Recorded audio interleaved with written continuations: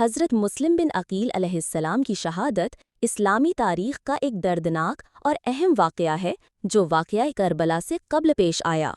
حضرت مسلم بن عقیل حضرت امام حسین علیہ السلام کے چچازاد بھائی اور نہایت بہادر، دیندار اور وفادار شخصیت تھے۔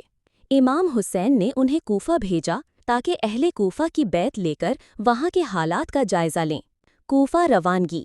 جب امام حسین کو اہل کوفہ کی طرف سے خطوط اور دعوتی موصول ہوئیں تو آپ نے حضرت مسلم بن عقیل کو سفیر بنا کر کوفہ بھیجا۔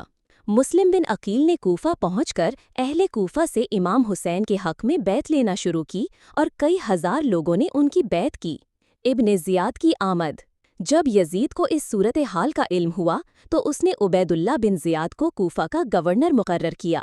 عبید اللہ بن زیاد نے کوفہ پہنچ کر دھوکے، خوف اور لالچ کے ذریعے لوگوں کو مسلم بن عقیل سے دور کر دیا، یہاں تک کہ مسلم بن عقیل بالکل تنہا رہ گئے۔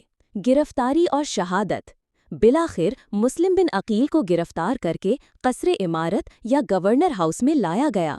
انہوں نے بڑی جرأت و بہادری کے ساتھ دشمنوں کا سامنا کیا، مگر آخر کار انہیں شہید کر دیا گیا۔ شہادت سے قبل انہوں نے امام حسین کو ایک خط لکھا اور آگاہ کیا کہ کوفہ کے حالات اب سازگار نہیں رہے۔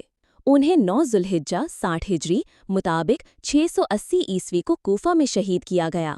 ان کی لاش کو دارالامارت کی عمارت سے نیچے گرا دیا گیا اور بعد میں دفن کیا گیا۔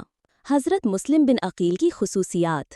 تقویٰ و پرہیزگاری میں اعلیٰ مقام، امام حسین کے سب سے وفادار ساتھی، بہادری اور غیر معمولی شجاعت کا پیکر، سفیر حسینی اور کربلا کے مقدم شہید۔ حضرت مسلم بن عقیل کی شہادت نے امام حسین کو کوفہ نہ آنے کا واضح پیغام دے دیا تھا، لیکن آپ نے دین کی بقا کے لیے اپنی قربانی کو ترجیح دی۔